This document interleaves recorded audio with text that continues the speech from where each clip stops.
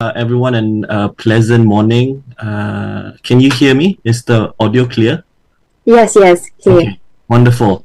I'd like to begin. Good morning again. I'd like to begin by giving a note of thanks. Thank you very much to the organizers, IIIT in particular, as well as the Kuliah of Islamic Real Knowledge and Human Sciences, IKHS, for this opportunity.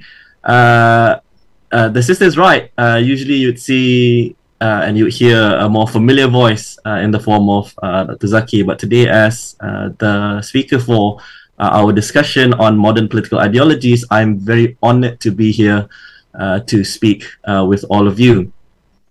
What we will discuss today, inshallah, will be interesting. Just think of it a bit like a brief discussion on ideologies, in particular political ideologies, and also in particular what makes it modern in a sense. And what I will do in general is, if you imagine the discussions on politics and political philosophy and political theories and ideologies in general as a kind of universe of discussion, this discussion on political ideologies is a bit like zooming into one particular planetary system. And I will begin as if we were reverse engineering a somewhat pyramid, right?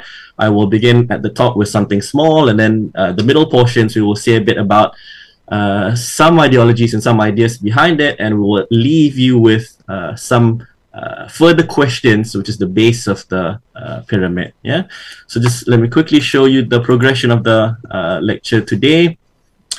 We will start with a bit of a discussion on what is an ideology, and then we will speak about the origins and development of modern ideology, and then we will look at maybe 3 from the 5. In fact, there's more that can be listed, but we'll probably look at liberalism, conservatism, socialism, and then we will speak a bit about some of the features that overlaps between different ideologies, a kind of summative discussion on the characteristics and the features of an ideology, and then a bit of a discussion on ideology in the context or in relations to political philosophy and political theory. What is political ideology? And then some concluding remarks, and in particular, a quick discussion on what makes an ideology postmodern as in after modern, and some discussion points finally to ponder on together. Yeah. So allow me to begin with the single sort of block in this pyramid. The question of bridging the intellectual divide, in a way, sort of getting ahead of some questions that we might have in mind. In the Quran, it stated, "O mankind, indeed, we have created you from male and female, and made you peoples and tribes, and you may know one another. And indeed, the most noble of you in the sight of Allah is the most righteous of you." So I think in terms of motivation and purpose and reason as to why we sometimes come out of the confines, or sort of like the typical bubbles of because I'm sure previously, again, I've been following the lectures. You've had discussions on Al-Farabi, on political philosophy in the context of Islam, and so on. Sometimes we bridge this gap and we learn more from one another, from our neighbors, and so on. Okay, now let's have a look at what is a political ideology. Again, before we proceed, just very quickly to remind you some references that you may want to look at. I've included here Modern Political Ideologies by Andrew Vinson. Will be interesting. Political Ideologies, Their Origins and Impact by the 2 authors, Leon Baradat and John Phillips. And then the other one would be Contemporary Political Ideologies, a comparative analysis by Lehman Tower, Sargent. I'll make some references to the works later on in the deck. So what is political ideology? A big question. Some of you may have an intuition, a kind of personal sort of answer to it, because presumably it wouldn't be the first time ever you've come into contact with the notion of an ideology. But if we look at some definitions that are out there, Andrew Vincent in particular would say the following. Number one, that an ideology is a kind of science of idea, yeah, because he says ideology is this term that is coined by de Tracy in around about the 1790s, yeah, and of course for de Tracy, ideology is a kind of science of ideas that does what? That aims to understand human thought. However, there's an interesting bit here, particularly with the usage and the application of the term, because for de Tracy, of course, the trend and the progression of this term, this word ideology, over time as well has taken on new meaning. It morphs as circumstances, both political and social political circumstances, change. Particularly again, as Vincent and of course de Tracy notes, the meanings emerge out of changes like the rise of Napoleon Bonaparte. Of course, at some point again, Bonaparte himself criticizes this sort of idea of what an ideology is by saying ideologists, or people who engage in ideologies, are impractical intellectuals. They are detached. They oftentimes sort of are distracted by ideals, yeah, and then of course it takes on a kind of pejorative, a negative connotation. Why? Because ideologies tend to sound like they are unrealistic. Oftentimes, of course, sometimes you also think it's a bit radical as well, because there are radical political sentiments that lie behind ideologies. Of course, later thinkers like Karl Marx and so on will say somewhat the same, along the lines of ideologies are simply just a kind of tool, particularly a tool of the ruling classes to maintain economic and social political power. Why? Because ideologies create a sense of distorted reality. In particular, in the context of Marx, it's a reality that is distorted for the working class, and ultimately a kind of illusion, an instrument of class control, particularly by the bourgeoisie. What about some other sort of alternatives? Well, Bartlett and Phillips would say an ideology is more than just a set of beliefs. In fact, it is a kind of framework, a kind of structure, a kind of framework, which allows for, and this is the critical point, allows for collective action, in particular, in order to achieve societal goals. So in a sense, ideologies are both pragmatic, there's an idea and sort of like a set of ideas behind it. It is pragmatic, and in particular, it attends to materialistic outcomes as well. Why? Because it's designed to push people, motivate people towards change, towards more concrete outcomes. Sargent, on the other hand, as well, would say that an ideology is a system of values and beliefs which allows for accepted truths to exist, accepted truth by a group or for a group, which ultimately provides a kind of simplified picture of the world. It's a kind of tool that allows you to, almost like your glasses, it allows you to sort of like see the world clearer.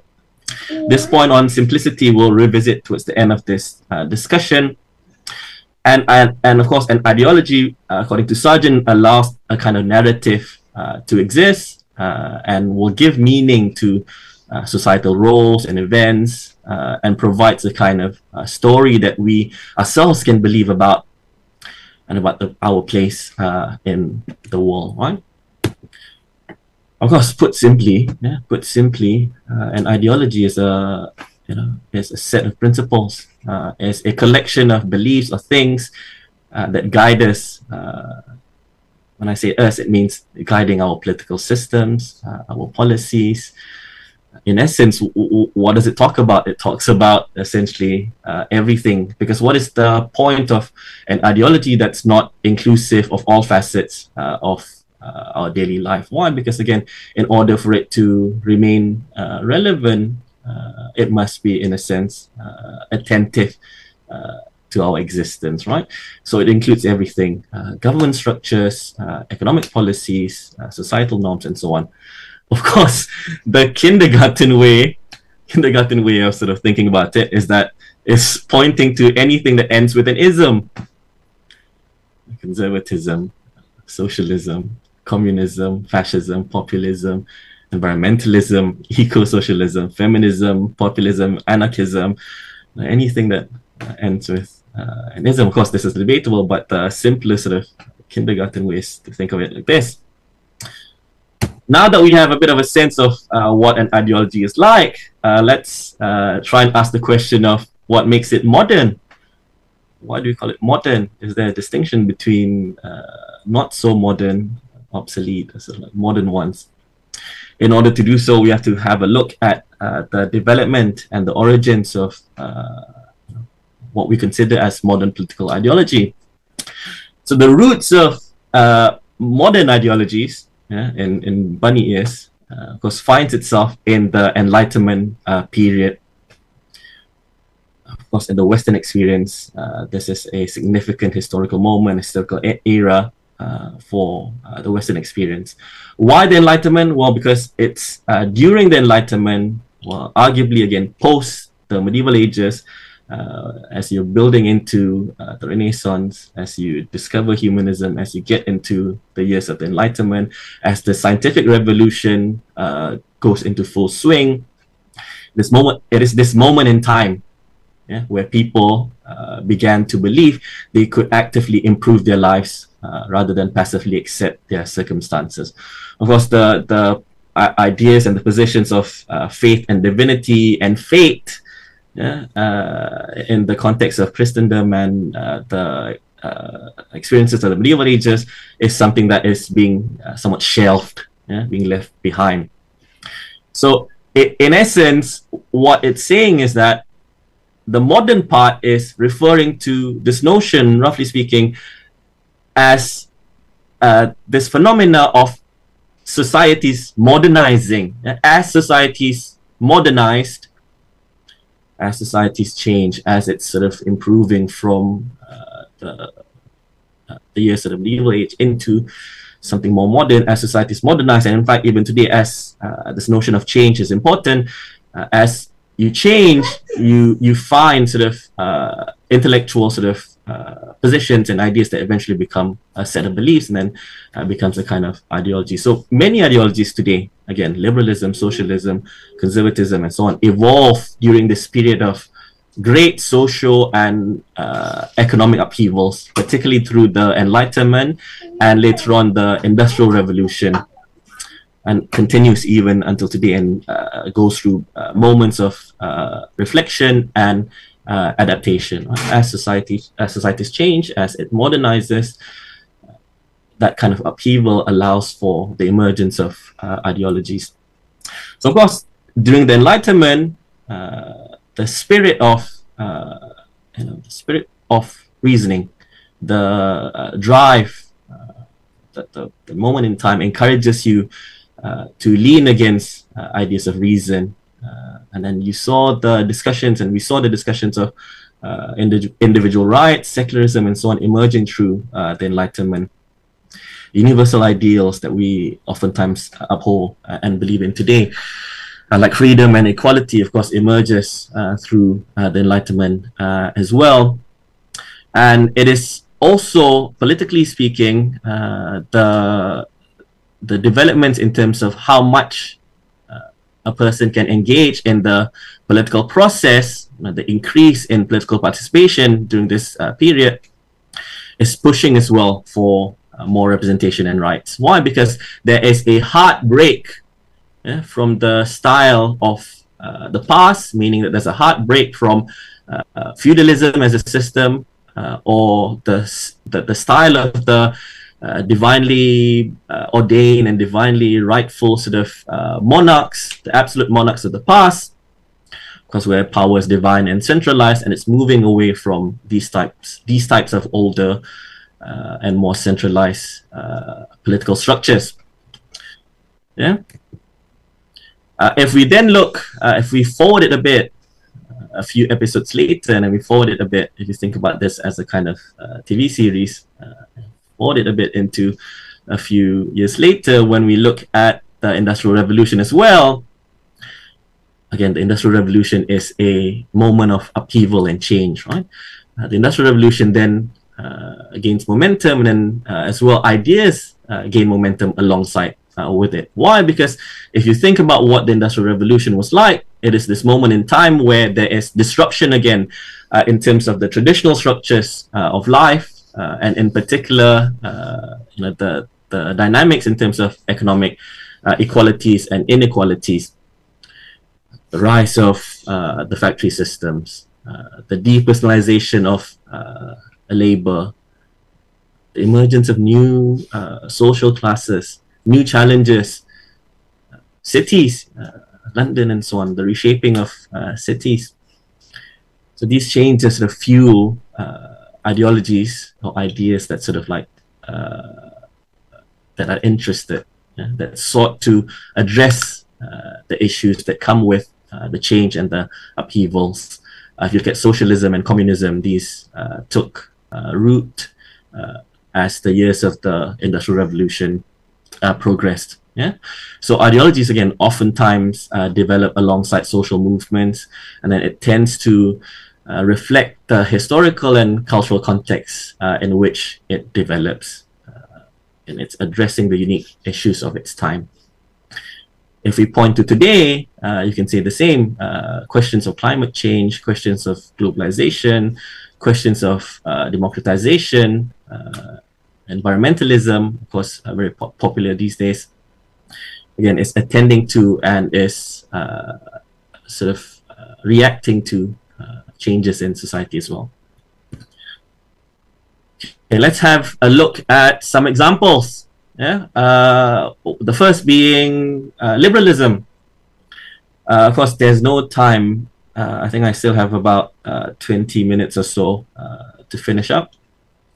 There's no time to sort of cover everything. In fact, I think it would be quite interesting. Maybe IIIT might sort of consider it if we were to have like a separate discussion on Western political thought and Western political ideologies and so on as a kind of standalone series. I think this might be quite interesting, so that our horizons are sort of broader. But we'll look at liberalism, conservatism, and I think socialism. Yeah. So what is liberalism? Liberalism, of course, is this body of beliefs, body of ideas that emphasizes key sort of notions. Yeah? Namely, number one, individual freedom. The word liber, yeah? Liberty, to be free, again emphasizes freedom.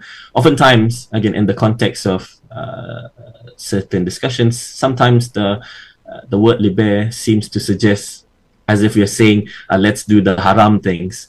Not really. Liber, again, an emphasis on freedom, and in particular, freedom away from the control of the state. Yeah. Why? Because again, remember, it's coming out of a moment in history where the state is absolute. In the case of the divinely ordained sort of monarchy, is absolute. Freedom then represents this position of freeness away from the absolute control of the state. Yeah. So individual freedoms, it talks about individual freedoms, it talks about limited government, it talks about, of course, equality and the supremacy of the law, equality before the law, free markets and democratic governance. Of course, there are variations to this. It's a bit like if you think about cars, right? You have a line of cars, and then there are different sort of variations, different sort of models to it. They're all roughly speaking the same makeup, but there are variations to it.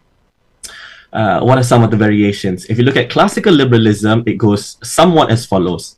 Again, this is a sort of brief introduction to all these ideologies. Yeah. What classical liberalism looks like is that it speaks about individual freedoms, meaning that ultimately institutions that endanger liberty must be controlled, including the state, including government. In fact, the typical classical liberal position would be something like the state that governs the least governs the best. The small, sort of the one that governs the least, is the one that's the best. Yeah?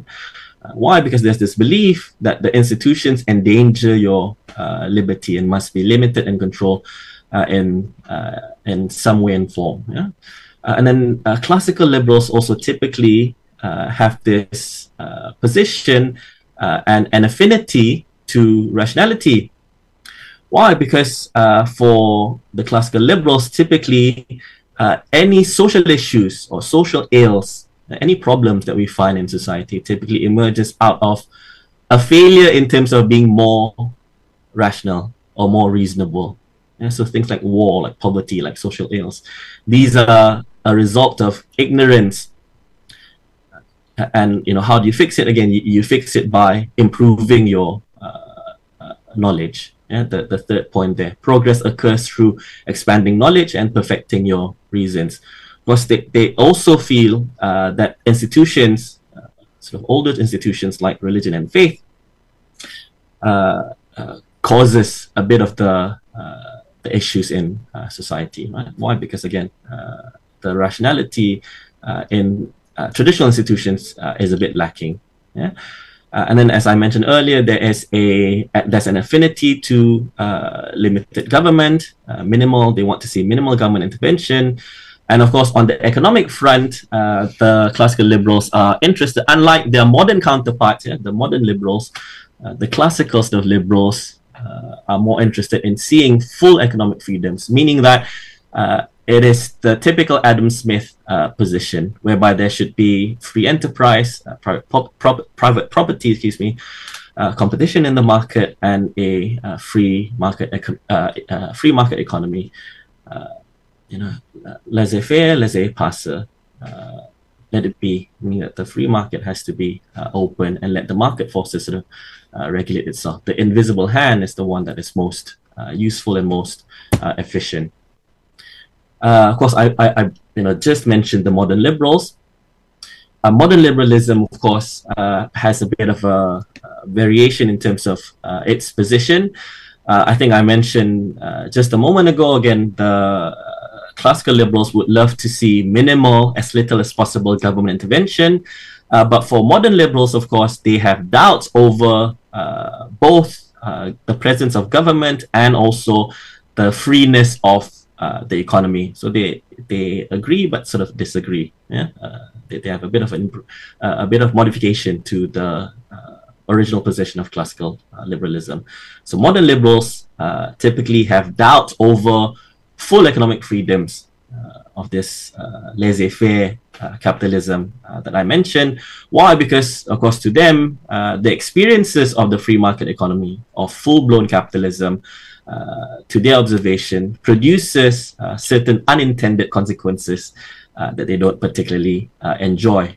In particular, free market, open sort of capitalism produces a large underclass of the terribly poor. In essence, the rich gets richer and the poor gets poorer, which is a situation for the modern liberals that they don't really sort of appreciate, right?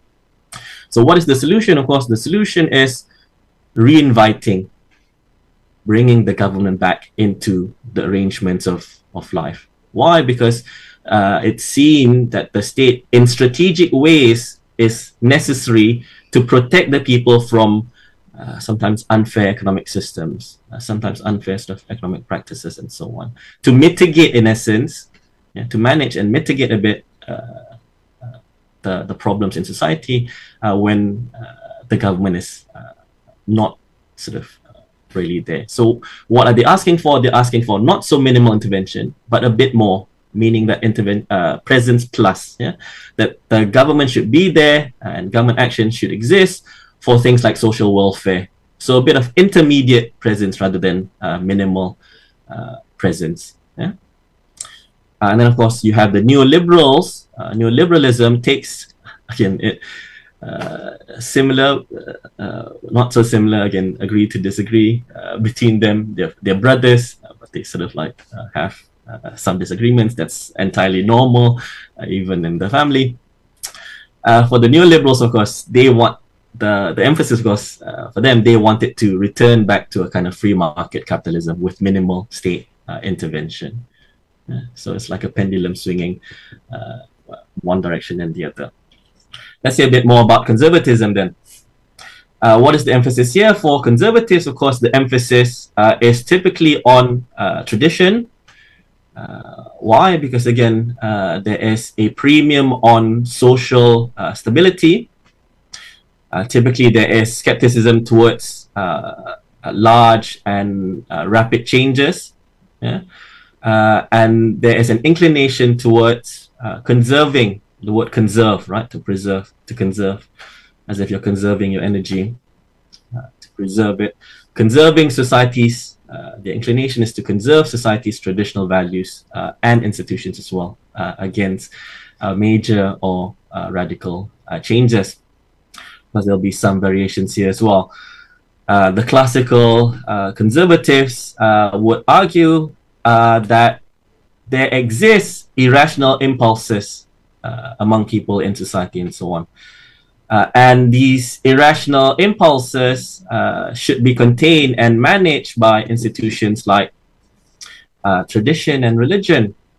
Why? Because again, the fear is that what if change occurs too quickly and it damages society? Yeah. To abolish the institutions that already exist, that already help us, may lead to a moment of instability and chaos and uncertainty. The impulse of wanting that change is a bit irrational, wanting it now, quickly, and so on, quite radical. So for stability in order to be there, the idea is that the institutions of the past should be preserved. Because of course, number one, we are used to them, but ultimately, even if it's not perfect, then we shouldn't sort of entirely throw it out the window. It's not perfect, but they still work. So rather than ask for immediate massive change, let's ask for something more gradual, bit of improvements of step-by-step improvements of tradition and things from the past into the future. So the conservatives typically talk about gradual change. So they prefer moderate changes in order to give people time to adjust. And of course, as you can expect, because of their inclinations towards tradition and the preservation of institutions, as you can expect, unlike some liberals, the conservative see the necessity of government, the strength of the state. So typically they support a strong government, meaning a state that is stronger and more present in your life, right? And then there are variations like social conservatism, meaning that typically they are looking at or interested in preserving moral and social norms that already exist in society. And then there's the fiscal conservatives who typically emphasizes on reduced government spending, economic regulation. Interestingly, the fiscal conservatives, and then of course later on in the form of Friedman, Hayek, and so on, these types of conservatives look at the free market, and you would think they would say the free market should be regulated because of their conservative position, but actually in truth, these types of Friedman, Hayek, and so on, they look at the market and they think actually it should be the reverse, whereby the free market actually in truth is the best economic system, and the government is needed to regulate private businesses minimally, if not at all. So in this sense, they share a bit of similarities with their liberal counterparts because it's counterintuitive. Maybe you think they should have said the economy should be regulated more. Actually, in truth, for the fiscal conservatives, generally speaking, they want to see a freer and more open market. Minimal government intervention there. And then there is socialism. Socialism, of course, in general, again, I will begin to sort of mention it more briefly because this one needs an entire sort of series if possible. Socialism emphasizes on economic equality and redistribution. There are some variations here as well. If we look at the Marxist sort of view, what socialism is that it is a struggle between the classes and a push for change in the form of revolutions, not gradual, in the forms of revolution, If you look at democratic socialism, these are your people who advocate for achieving socialist goals, but rather than revolution, have it through democratic means. And then you have social democracy as well, which is a kind of blend, a fusing, a mix between socialism and capitalism. But the emphasis, again, is on the welfare state. A bit like the modern liberal position. Why? Because they want to see strategic presence of the state. Why the state has to be there to at least provide some basic, basic welfare to us. Things like public healthcare, public education. Yeah? We're not saying that the state should be entirely in control of everything, every aspect of our lives, but at least in the important ones like education and healthcare, maybe it's strategic and sort of useful to, again, invite the state back in to help us. And then you have communism. Communism emphasizes a classless society, an abolition of private property. The Marxist-Leninist method says the change, the move towards having a classless society should be led by a vanguard group or vanguard party for revolutionary change. The Maoist position is slightly different. The Maoists will say, actually, the change, the revolution occurs led by the peasantry in general. Trotskyism says, actually, in truth, the revolution occurs and should occur as a kind of global endeavor. And then you have feminism. Feminism, again, emphasizes on gender equality, bringing down the patriarchy. Some variations here include liberal feminism that speaks about equal rights and equal opportunities. The more radical position would be radical feminism that speaks about major structural changes and an end to male sort of supremacy. And then intersectional feminists and intersectional feminism as well, that tend to want to examine identity in the intersections of things. Then you have populism. Again, the American elections recently has just concluded. Again, populism emphasizes on anti-elitism and a kind of direct appeal to the common people. You may have right-wing populism that is typically more nationalistic, more anti-immigration. You may have left-wing populism that is, again, the same thing, but taking more sort of radical left sort of liberal position as well. All in all, of course, again, without going into the specifics of, because at the start I showed you this kind of cornucopia of different sort of ideologies. What are some of the overlapping and similar features that they share?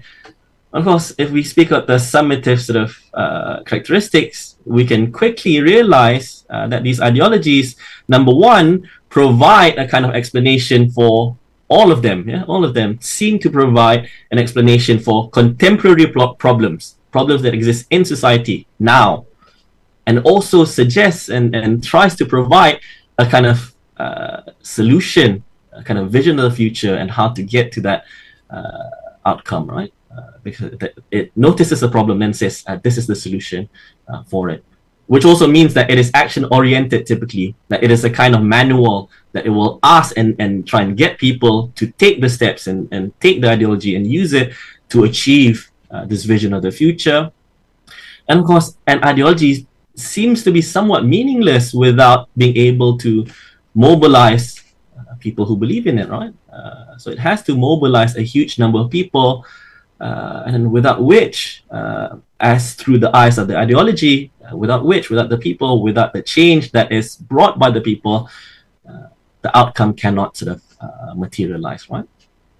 Moreover, we realize that these ideologies are comprehensive, meaning that it doesn't tend to leave out important questions, great matters concerning society. Again, they will provide you a solution, and that solution typically entails a change in every sort of facet of life in order for this new shape and new vision of society to emerge, right? So it's comprehensive in that sense. it's also pervasive. Why? Because ideologies, they tend to linger around. They never leave you. Presumably, they might sort of disappear only if the outcome has been achieved. But again, that movement towards the change perhaps takes time. So it tends to be pervasive. So it exists a long time, and as it continues to exist and continues to shape, it then also shapes your political beliefs and actions as well.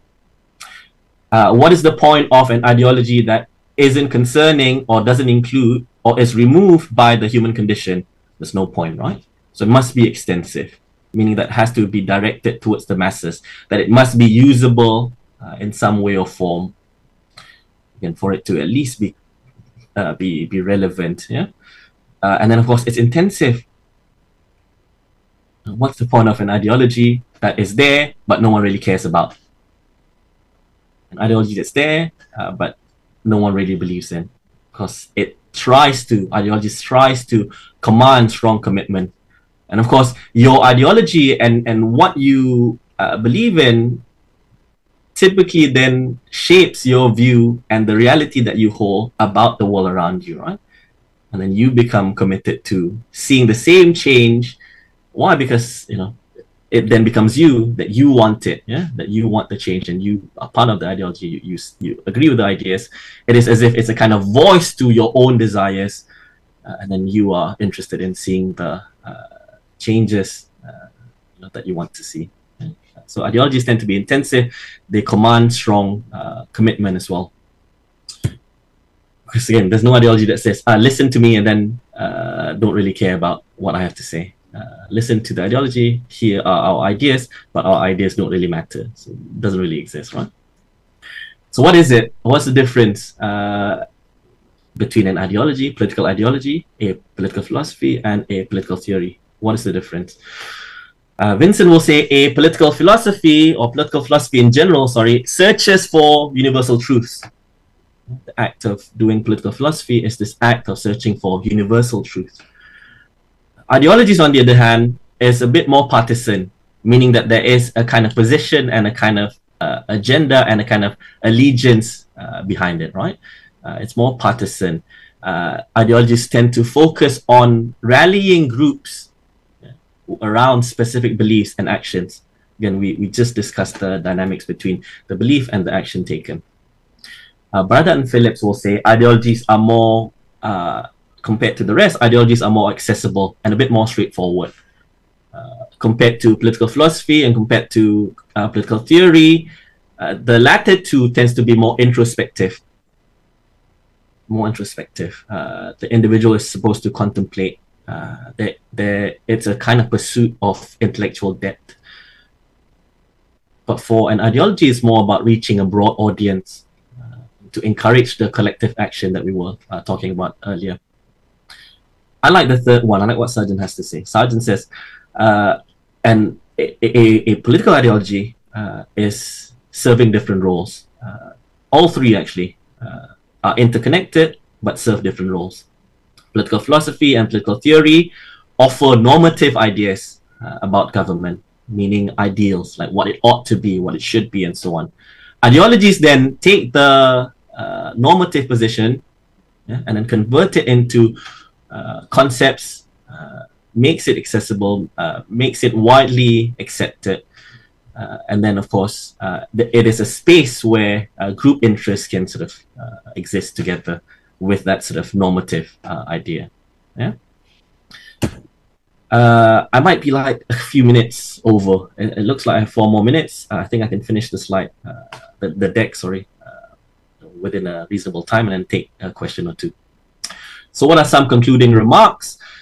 And of course, as we've noticed through this short discussion, ideologies provide a sense of understanding of history and society.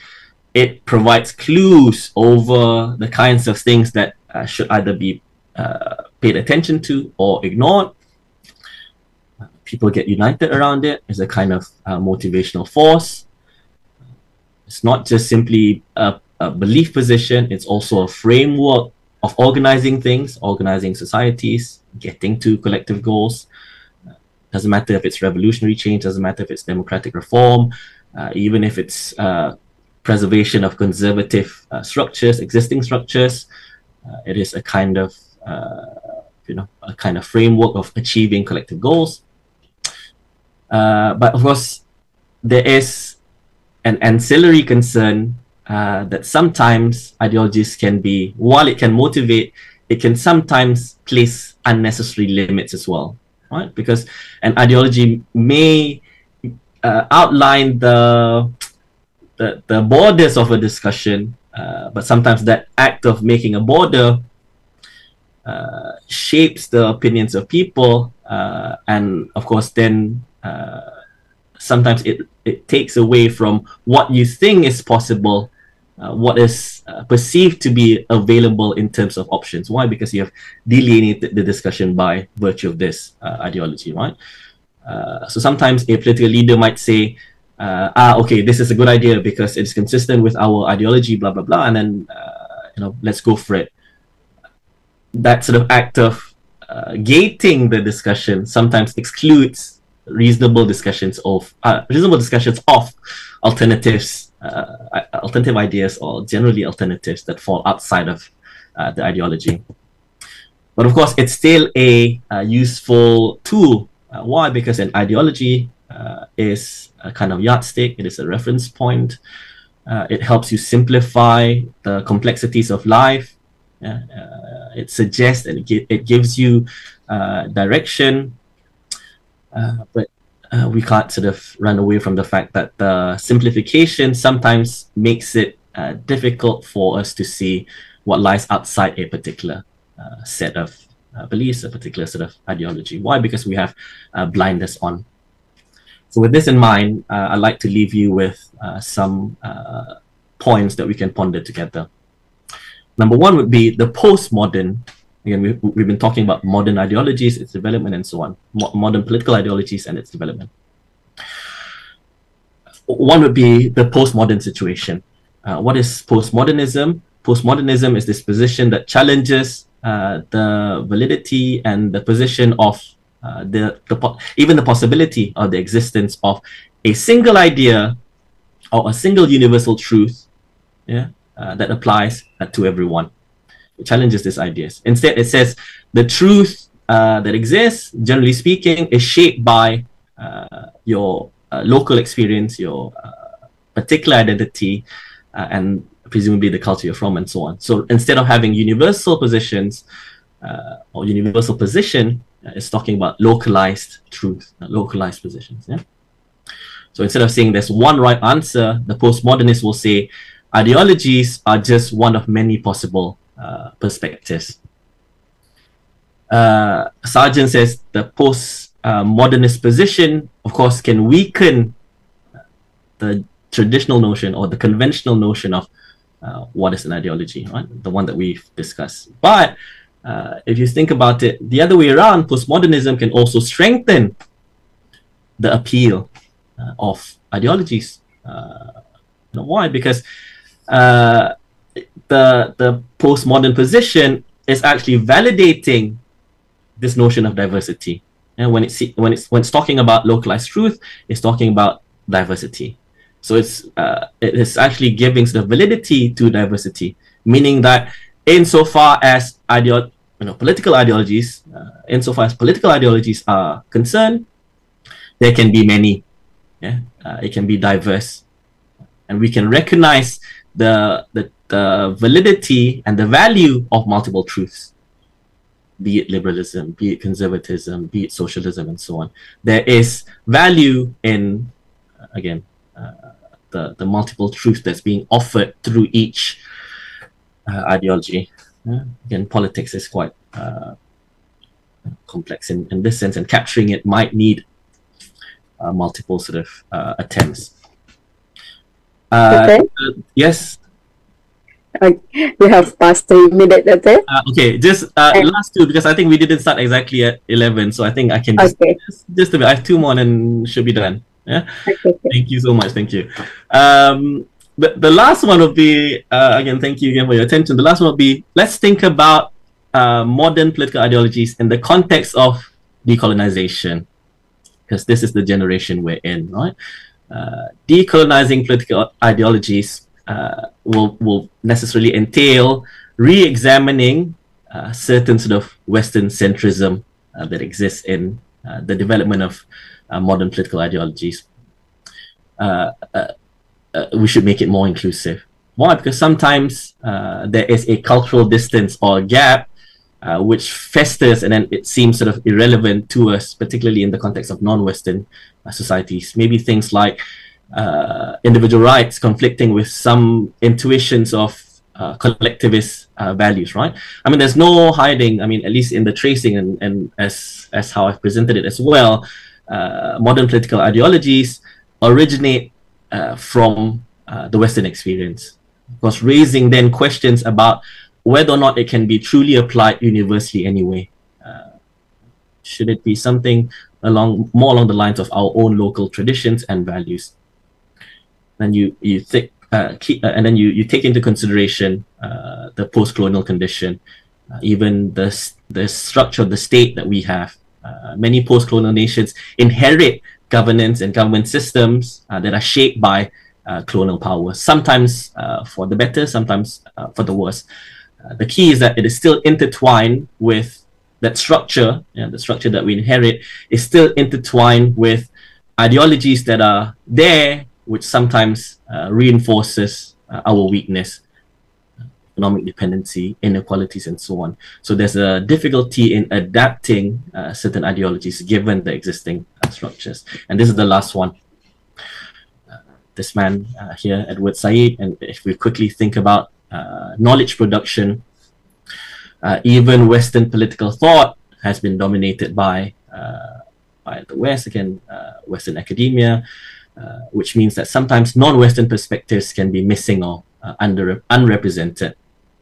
So when we teach political ideologies, when we speak about modern political ideologies, sometimes it can also come off as Western-centric, and there's a habit of highlighting Western thinkers, which means that we should do more in giving exposure to non-Western, more indigenous perspectives on governance and so on.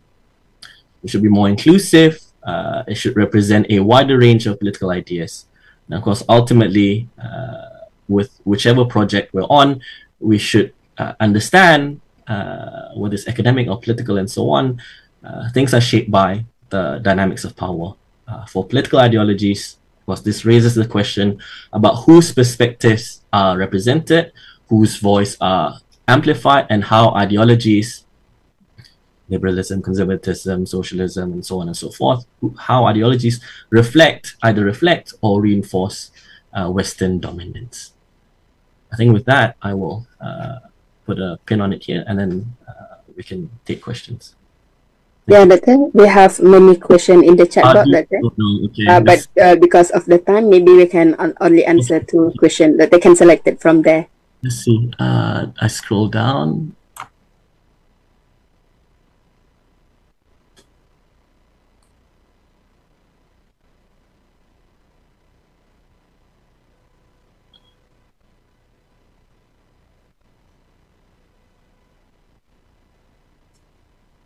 Okay, I will read very quickly the questions and then see if there's a theme that emerges.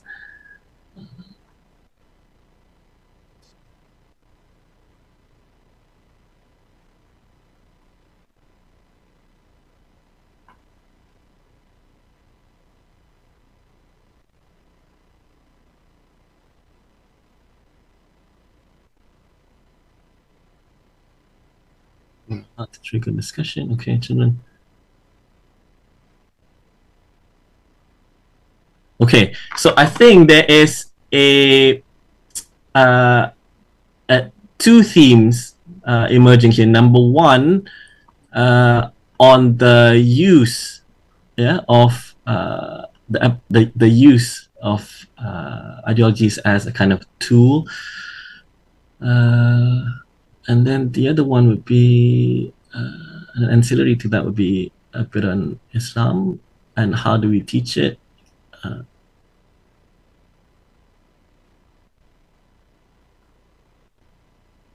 Okay, so I will say 2 things in response to the question. I think how many more minutes do I have?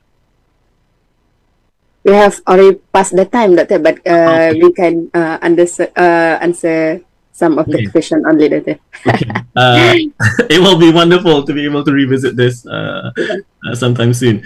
Okay, so the first one I would say to the development of ideologies and the usefulness. I think again, the inclination, when we discuss ideologies, the inclination is which one do I like, or which one is wrong. Which one is the correct one? Which one is wrong? Which one is the one that I like? I think the eagle eye view would be something along the lines of asking a similar kind of question, but borrowing a kind of metaphor. It's a bit like asking, which car do you like? Yeah, there's a model there, one model for every person. Which one is the best? Of course, arguably the discussion of the best again in the case of our circles, then the pursuit of the best, actually that pursuit is sort of like done, right? Because we sort of know which one should resonate most in our lives, right? In terms of our religion and so on. But it wouldn't hurt to admire and go car shopping sometimes, even without having to buy it, right? Because you're just sort of taking in the different ways in which other individuals sort of view what we consider to be a kind of shared reality, right? Because again, when I spoke earlier about the nature of ideologies providing a kind of sense of history and a sense of belonging and so on, the best ones or the strongest ones seem to be the ones that are talking to the listener as if it knows and it understands completely the trials and tribulations and difficulties of the life of the person who's about to enjoy or believe in an ideology, right? How do we teach it to other people? I think this is a difficulty generally with teaching politics, because there's two levels to it. There is your own sort of personal political inclinations, and then there is just fairly discussing and fairly sort of presenting different sort of political positions. I mean, it wouldn't be the case, let's say if you're talking about the classrooms, the kinds of classrooms I'm in. I can't say let's support this party and this party only. I mean, I know that just as reasonable, they're voters as well anyway, just as reasonable sort of adults and reasonable sort of individuals, they're entitled to even their own sort of political inclinations and political beliefs and so on. So there is that sort of degree of caution between yourself and of course respecting the sensibilities of the crowd as well. I think this is like a typical consideration for anyone who lives in a sufficiently robust democratic society. There is your sort of personal beliefs in it, and then you have to, in return the same respect and understand, okay, maybe other people have inclinations that are somewhat different and that you don't share as well. Yeah, okay, if people are Marxists, okay, understandably. If you are Marxist, then you think, okay, understandably. If they are more conservative in nature, then okay, understandably as well.